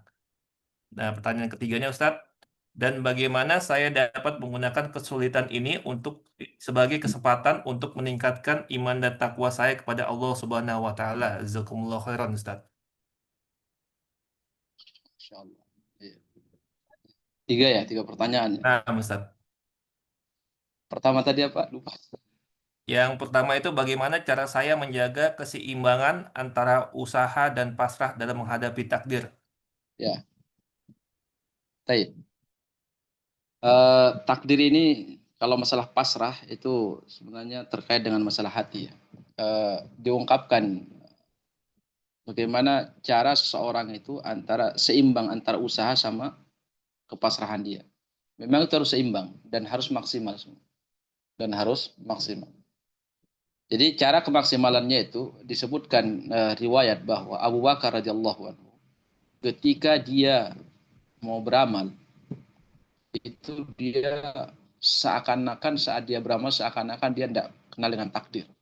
Seakan-akan dia tidak tawakal kepada Allah. Jadi dia maksimal berusaha. Baru setelah itu ketika dia sudah selesai berusaha, dia serahkan semua kepada Allah Subhanahu wa taala seakan-akan dia tidak berikhtiar. Jadi seperti itu Abu Bakar di dalam menyikapi atau di dalam merespon takdir. Jadi berusaha beramal secara zahir, ikhtiarnya dimaksimalkan. Kemudian setelah itu tingkat keyakinannya diserahkan semua kepada takdir Allah Subhanahu wa taala. Jadi itu kepasrahannya terkait dengan masalah hati sebenarnya. Jadi jangan sampai ada di dalam batin kita bahwa kita ini menjadi baik karena hasil usaha kita. Enggak. Terus sampai ke apa dimaksimalkan bahwa ini semua ada di tangan Allah. Kita harus yakin seperti itu. Kemudian saya berusaha maksimal ini sekedar sebab. Kenapa? Karena Allah memerintahkan. Karena Allah merintahkan. Nah, itu jawaban untuk yang pertama ya. Cara memaksimalkannya, maksimal kita berusaha secara ikhtiar, kemudian maksimal kita secara keyakinan bahwa semua hasilnya itu Allah yang menentukan. Semua hasilnya Allah yang menentukan. Karena hidup kita tidak keluar dari takdir Allah Subhanahu wa taala. Kenapa kita berusaha? Ada ikhtiar. Karena Allah merintahkan. Karena Allah merintahkan. Diyakin semua kepada Allah. Kemudian kita beramal dan berusaha karena Allah memerintahkan kita untuk usaha. Baik, yang kedua tadi apa? Abu Arkan? Yang kedua, Ustadz, apa ada hubungan antara perbuatan saya sebelumnya dengan kesulitan yang saya alami sekarang? Iya. Antara perbuatan sebelumnya, tingkah laku sebelumnya, ada hubungannya dengan kesulitan yang kita dapatkan hari ini. Cuman perlu diketahui bahwa jangan kita terlalu tenggelam dalam kesulitan tersebut. Karena itu nanti jadi perangkap setan ya. Perangkap setan membuat kita untuk tidak bisa bergerak. Tapi majulah dan bergeraklah dan yakinlah bahwa semua itu Allah yang menakdirkan. Jadi masa lalu kita itu Allah yang menakdirkan, kita yakin itu. Kemudian kesulitan kita sekarang ini juga Allah yang menakdirkan. Ya, kalau kesulitan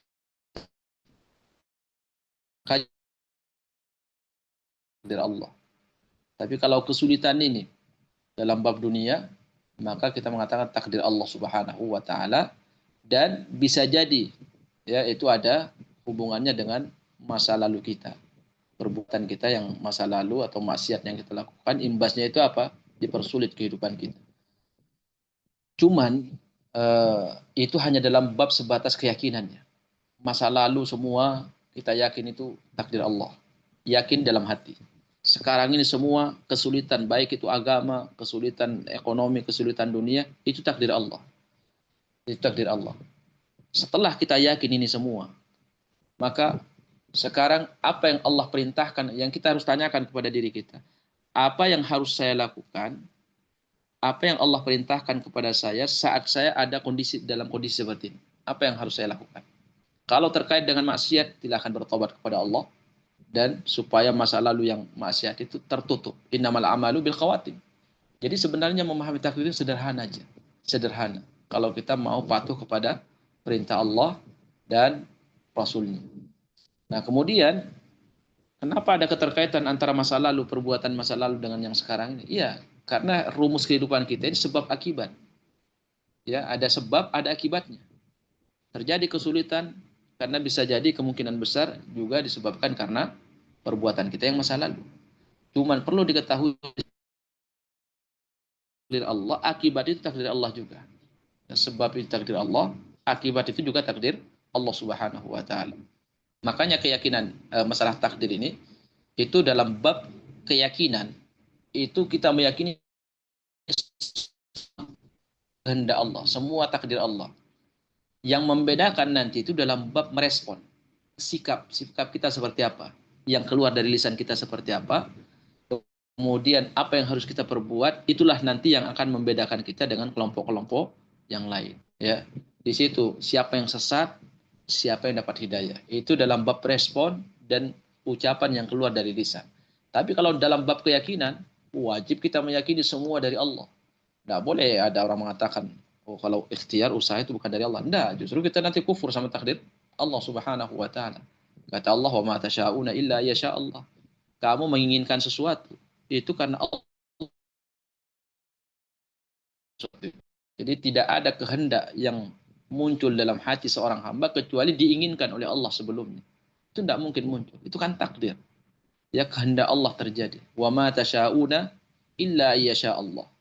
Kalian tidak mungkin muncul keinginan terhadap sesuatu kecuali keinginan itu dalam batin kalian karena sudah diinginkan oleh Allah sebenarnya sebelumnya muncul pada hati kalian. Jadi Jadi melihat kepada respon saja, jangan terlalu tenggelam dengan kesulitan, jangan adalah dan majulah. Kemudian yang ketiga apa tadi? Abu Arkan. Nah, Ustadz, dan bagaimana saya dapat menggunakan kesulitan ini sebagai kesempatan untuk meningkatkan iman dan takwa saya kepada Allah Subhanahu wa Ta'ala? Masya Allah, ini sebenarnya sederhana aja cara berpikirnya ya. Kita sederhana saja. Makanya tadi eh, kita melihat apa yang Allah perintahkan kepada saya. Jadi jangan diukur dengan kehidupan kita dengan orang lain ya. Tapi apa yang Allah perintahkan kepada saya saat saya dalam kondisi seperti ini. Ya kita ingat bahwa ketakwaan itu tidak serta-merta bisa diraih ketinggiannya itu dengan jarak waktu yang lama. Ya, tidak. Ada orang yang dia bisa mengalahkan sekian ratus teman-temannya dengan waktu yang singkat. Tergantung apa? Tergantung keseriusan dia, kemudian ijtihad kesungguhan dia di dalam meningkatkan ketakwaan dia kepada Allah Subhanahu wa taala. Ada orang yang tidak pernah mungkin terjatuh ke dalam maksiat atau dosa-dosa besar itu dia tidak terjatuh. Dia cuman apa amalan solehnya gitu-gitu standar jalannya. Dia sampai wafat. Standar. Tidak terlalu wah gitu kan. Tapi kelihatan itu jarang bermaksiat. Tapi amalan solehnya gitu-gitu aja ya. Baca Quran, sholat ke masjid dijaga. Tapi ada orang yang mungkin masa lalunya dia penuh dengan maksiat. Tinggal sisa umurnya dia bersungguh-sungguh. Dia naikkan, dia kuras tenaganya. Akhirnya apa? Naik, dia melonjak setinggi-tingginya. Di waktu yang sangat singkat. Nah, itu yang terkadang kita dimotivasi oleh Nabi SAW dalam dua hal. Satu, memikirkan yang masa lalu. Dan memikirkan yang akan datang. Yaitu masa yang sekarang ini. Innamal amalu bil khawatim. Ini rumus. Innamal amal bil khawatim. Ini dijadikan sebagai rumus bagi mereka yang masa lalunya telah kelam. Ya, misalkan masa lalu yang tidak baik. Atau dari si agama kurang baik. Atau jauh dari Allah. Udah jadikan hadisnya innamal a'malu bil khawatim. Ya, kesuksesan seorang meraih derajat yang tinggi, ketakwaan di sisi Allah Subhanahu wa taala itu akan dilihat pada akhirnya. Sehingga termotivasi dia. Jadi cara pandangnya gini. Dulu agama saya rusak. Sekarang saya mau bertobat kepada Allah Subhanahu wa taala. Alhamdulillah, saya masih dikasih kesempatan untuk bertobat, ya. Dan masih dikasih kesadaran oleh Allah bahwa amalan saya banyak yang rusak dan saya masih dikasih kesempatan ini. Kemudian Nabi juga mengatakan bahwa baik dan buruknya seorang itu dilihat pada akhirnya. Alhamdulillah saya ini masih dikasih kesempatan di akhir-akhir umur saya. Nah, ini kan dijadikan motivasi. Ternyata kesempatan saya masih besar. Masih bisa bersaing. Selama orang itu masih hidup, belum dicabut nyawanya, kesempatan bersaing untuk menjadi orang yang paling baik, yang paling tinggi derajatnya di sisi Allah itu masih terbuka lebar. Sampai nanti apa? Nyawanya sudah dicabut dan sudah sampai kepada tenggorokan, saat itulah ditutup perlombaan. Ya. Nah, selama kita belum sampai kepada garis finish itu, kita terbuka lebar, ya, kesempatan kita untuk bersaing dengan yang sudah duluan mengalahkan kita.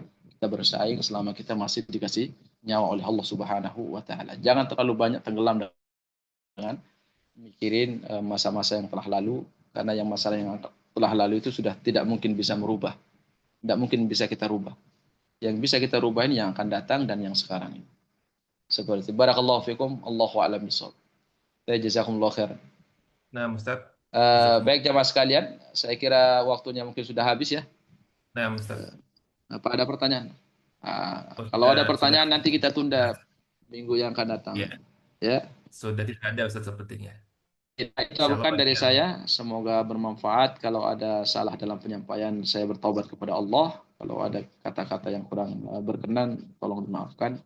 Barakallahu fikum. Sisanya saya serahkan kepada Abu Arkan sebagai pembawa acara. Barakallahu fikum. Assalamualaikum. Waalaikumsalam.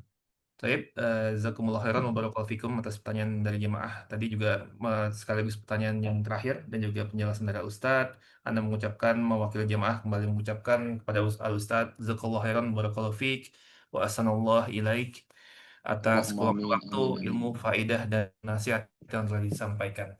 Semoga Al-Ustadz dan kita semua selalu berada dalam lindungan Allah Ta'ala. Amin ya Rabbal Alamin. Kita akhiri majelis ini dengan doa kafaratul majelis. Subhanakallahumma Subhanallah wa ya, bihamdika asyhadu an la ilaha illa anta astaghfiruka wa atubu ilaik. Assalamualaikum Wassalamualaikum warahmatullahi wabarakatuh. Waalaikumsalam. Waalaikumsalam warahmatullahi wabarakatuh. Barakallahu fikum. Jazakumullah khair. Assalamualaikum Ustaz. warahmatullahi wabarakatuh. Ibu-ibu semuanya, Ustaz, ya. semoga dikasih keistimewaan. Allahumma Amin, amin. amin. Ya Rabbal alamin. Izin keluar. Nah, Ustadz, Fadil Ustadz.